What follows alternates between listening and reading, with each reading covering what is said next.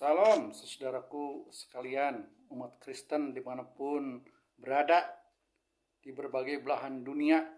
Ini ya, saya ingin menyampaikan juga selamat hari Minggu, selamat beribadah untuk kita umat Kristen. Ya, pada kesempatan ini saya ingin menyampaikan ya bahwa hidup kita ini kalau memang mau hidup benar sesuai dengan kebenaran firman Tuhan, harus apa yang diajarkan oleh firman Tuhan itulah yang harus kita ikuti. Jangan kita terpengaruh oleh hikmat dunia. Walaupun sehebat gimana pun itu tidak bisa menyamai apa hikmat Tuhan yang semuanya ada tertulis dalam Alkitab.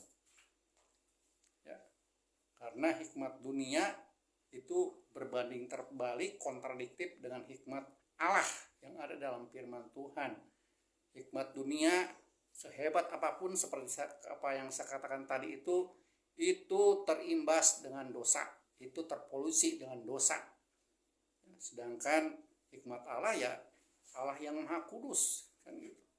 Memberikan firman-Nya, yaitu Alkitab ini adalah firman Allah yang diinspirasikan, adalah kudus juga. Pasti hal yang kontradiktif ya. Nah, ini dia. Saya ingin menyampaikan secara lebih khususnya di spesifikasi ya, itu dia. Saya ambil dari firman Tuhan di 2 Timotius 3 ayat 16 yang mengatakan segala tulisan yang diilhamkan Allah memang bermanfaat untuk mengajar, untuk menyatakan kesalahan, untuk memperbaiki kelakuan, dan untuk mendidik orang dalam kebenaran.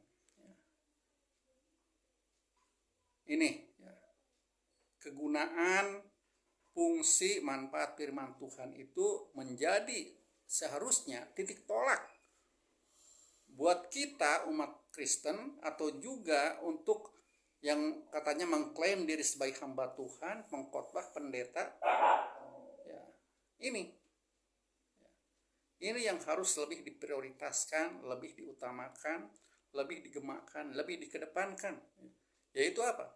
Yang pertama itu memberikan pengajaran yang sehat atau benar. Ya, jangan salah-salah, jangan ngaco-ngaco, jangan keliru, apalagi yang menyesatkan. Karena kita harus sadar bahwa kalau kita hidup dalam ketersesatan, kekeliruan dalam memahami firman Tuhan, itu akan kita salah ya.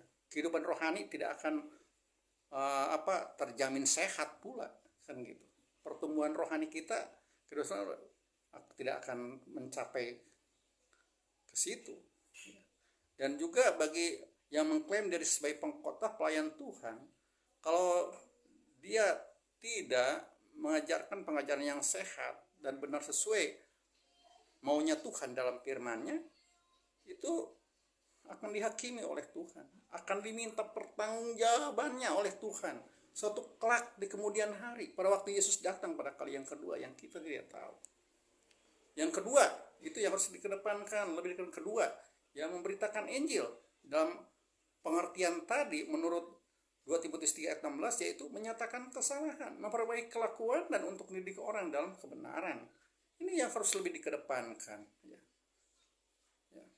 Ini yang harus lebih diutamakan ya.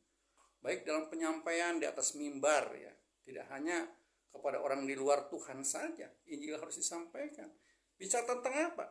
Tentang bagaimana kita harus bertobat dari segala dosa kita, kesalahan kita ya, kepada Allah yang hidup dan benar, di mana Yesus sudah berkorban, rela mati di atas kayu salib untuk penebusan dosa kita. Dan janjinya apa? Hidup kekal,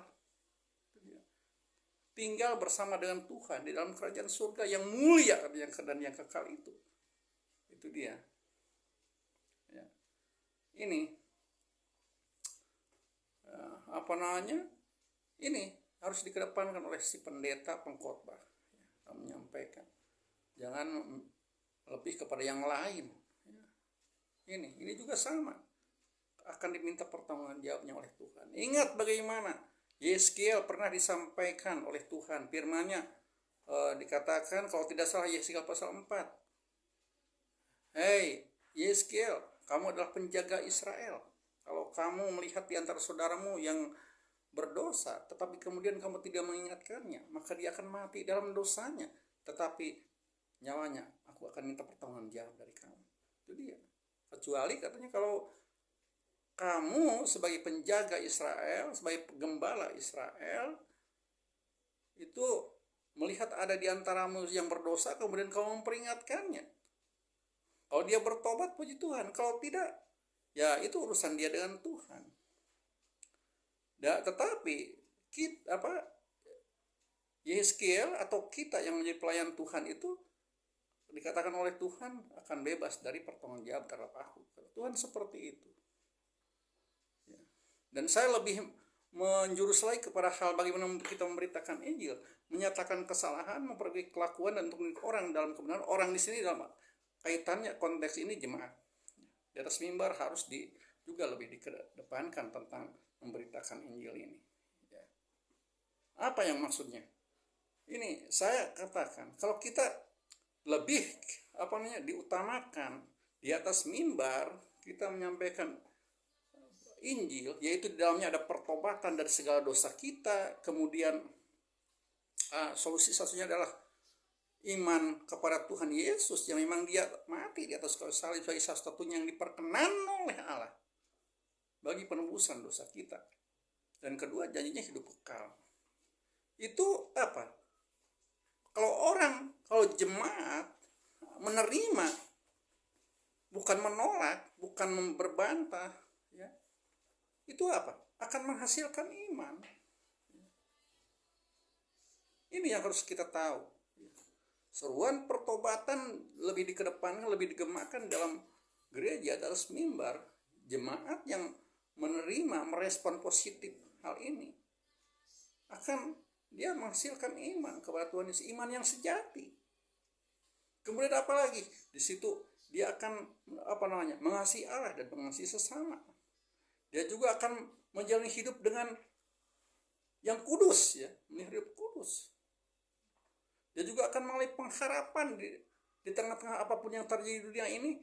Dia akan tetap beriman, dia akan tetap berpengharapan kepada Tuhan, dia tetap setia kepada Tuhan. Itu dampak positif dari kalau di atas mimbar lebih diserukan tentang pertobatan dari segala dosa. Kan gitu.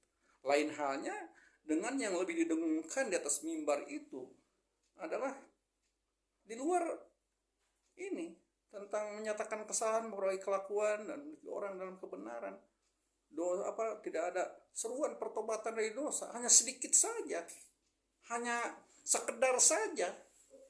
Itu kasihan jemaatnya. Itu sebaiknya tidak akan menghasilkan iman yang sejati. Boleh saja mereka beribadah tetap di gereja, ya. Boleh mereka mengikuti misalnya kegiatan doa, pelayanan dan tapi semua itu hanya bersifat luaran, hanya bersifat seremonial saja, ya. Rutinitas saja. Dan itu semua kepalsuan. Itu sandiwara. Dan itu jelas tidak dikehendaki oleh Tuhan. Dan juga yang dalam bicaranya setiap hari tentang Tuhan disebut-sebut sok rohani gitulah kalau dikatakan demikian. Terus juga dalam ibadah seperti malaikat, luar biasa. Tuhan tidak bisa ditipu, Tuhan tidak bisa karena yang esensinya bukan itu. Serukan pertobatan dari segala dosa di atas mimbar. Pendeta jangan takut, jemaatnya tersinggung, marah, kemudian tidak beribadah lagi. Itu urusan dengan dia dengan Tuhan. Kita tidak berhutang lagi kepada Tuhan, kecuali kalau kita tidak menyampaikan Injil ini lebih banyak, lebih sering di atas mimbar, kita berhutang di hadapan Tuhan. Dan kita harus siap nanti suatu saat pada Yesus datang pada yang kali kedua itu, kita diminta pertanggung jawabnya oleh Tuhan. Ya, ini dia. Saya harap ini menjadi perhatian yang khusus ya bagi kita, bagi umat Tuhan, hidup dalam kekudusan kan gitu. Secara perilaku, bukan hanya ada kata-kata saja, bukan secara seremonial itu. Ya. Dan pendeta atau pengkhotbah pun serukan Injil ini lebih banyak kan gitu.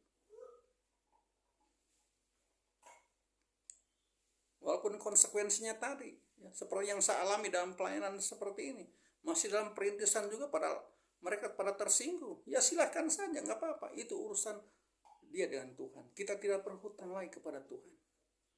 Kita telah menyampaikan Injil, menyampaikan pertobatan dari segala dosa, kesalahannya, perbaiki kelakuan yang berdosa itu. Ya. Hidup dalam kebenaran firman Tuhan. Bagaimana? Ingat bahwa memang hamba Tuhan, pendeta itu ya ditahbiskan, dipanggil oleh Tuhan itu untuk bagaimana kalau dia sudah menggembalakan komunitas orang percaya, orang Kristen, itu harus ingat bahwa kita ini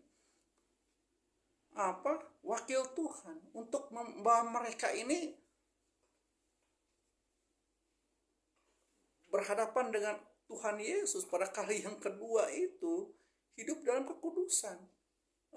Kalau digambarkan itu seperti seorang mempelai perempuan ya, yang masih orisinil, masih suci, masih perawan, model begitu. Artinya ini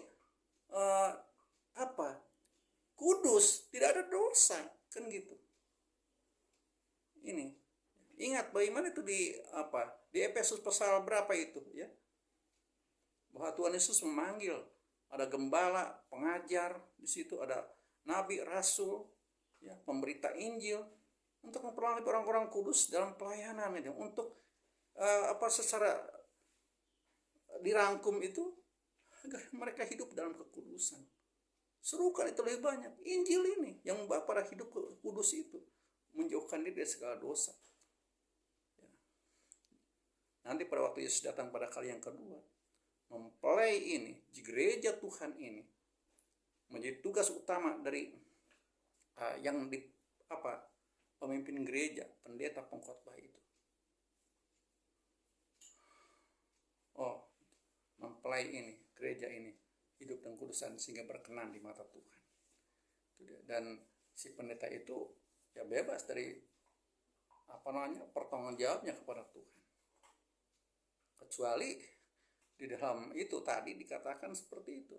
Lain di luar ini, di luar seruannya tentang pertobatan, meninabobokan jemaat dengan berkat-berkat materi dan lain-lain itu.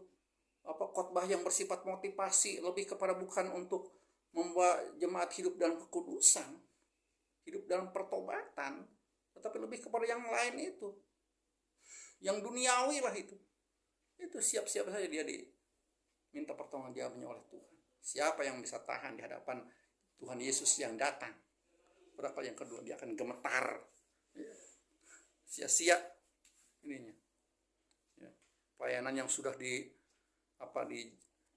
lakukan itu mungkin berapa tahun dia melayani akan sia-sia, tidak akan dapat upah dari Tuhan, karena pelayanannya itu lebih kepada pelayanan bukan yang lebih diutamakan, memberitakan Injil. Dan saya di sini sekarang, walaupun saya dalam perintisan, karena saya sudah sedikit banyak tahu tentang firman, bagaimana yang esensinya, saya sampaikan ini. Tidak peduli jemaat terima atau tidak, tapi bagi mereka yang memang diberikan anugerah oleh Tuhan, sehingga ketika firman Tuhan yang membongkar dosa kesalahan mereka dinyatakan, itu mereka terima dan mereka bertobat, dan itu hidupnya diperkenan oleh Tuhan, hidupnya dalam kekudusan ya. Berkat Tuhan kemudian mengikuti dia, ya berkat berkat jasmani kan itu. Setelah berkat rohani diterima oleh dia, itu hidup dalam kekudusan, itu salah satunya ini ya, dan itu yang lebih utama ya, itu dia. Tuhan, biarlah renungan firman Tuhan ini menjadi refleksi buat kita, jemaat Tuhan, terutama para hamba Tuhan yang mengklaim diri sebagai pendeta, pengkhotbah ini. Ingat, ketika kita lebih mengutamakan untuk memberitakan Injil di atas mimbar, menyatakan kesalahan, perbaiki kelakuan untuk mendidik orang, dalam hal ini jemaat, dalam kebenaran, dalam hidup mereka. Kalau mereka merespon secara positif, maka akan melahirkan iman yang sejati dalam hidup mereka sehari-hari. Akan hidup dalam kasih Tuhan, mengasihi Allah dan mengasihi sesama. Hidup dalam berpengharapan kepada Tuhan, setia kepada Tuhan di tengah-tengah apapun juga yang terjadi dalam hidupnya. Kecuali di luar itu. Boleh saja mereka masih berbaju kan Kristen, gereja, tapi hidupnya hidup yang bukan lagi layaknya sebagai anak Tuhan. Justru hidup dalam dosa dan lain-lain. Ada murtad secara fisik, kita kelihatan orang Kristen itu pindah agama. Tetapi sebenarnya ada juga orang Kristen masih berbajukan Kristen, masih hidup di gereja, tapi sebenarnya sudah murtad. Karena apa? Karena hidupnya tidak lagi kepada Tuhan, beriman kepada Tuhan, hidup dalam kekudusan, kan gitu. Ya. Ada apa-apa, ya, persoalan, dia bukannya datang kepada Tuhan, malah datang kepada dukun, kepada orang-orang pintar, kan? Kepada gunung-gunung, ziarah-ziarah ke Gunung Kawi atau kemana, kan gitu. Mengandalkan dirinya, kekuatannya sendiri, mengandalkan orang lain, dan banyak lagi yang lain. Seharusnya kepada Tuhan, setia tetap kepada Tuhan, ya. Itu dia. Puji Tuhan, Tuhan Yesus memberkati kita semua. Amin.